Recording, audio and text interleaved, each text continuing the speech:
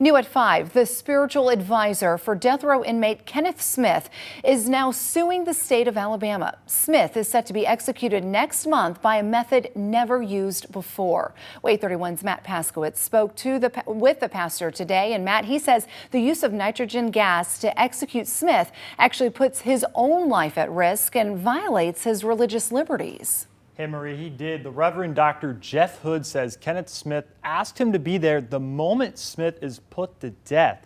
However, Hood says a waiver the ADOC required prevents him from doing his duties. The reason why Hood says he is now suing the state.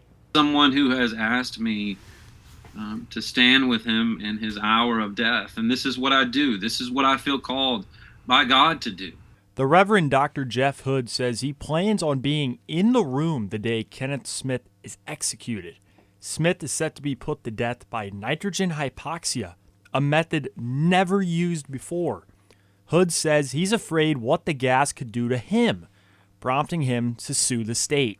If a nitrogen leak were to happen in the execution chamber, who will be there? What is the emergency procedure if I collapse? The suit points specifically to a waiver Hood had to sign.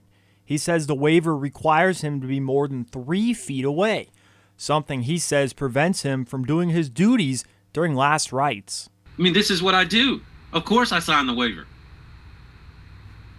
But it feels like a kind of a bait and switch type situation.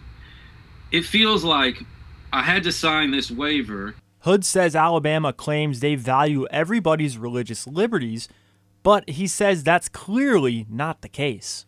We didn't have a choice except to pursue legal action in order to make them define it. Make them define what religious liberty is going to look like in this space.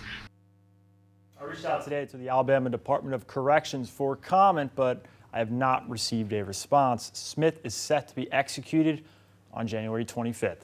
In studio with coverage you can count on, Matt Paskowitz, WAAY 31 News.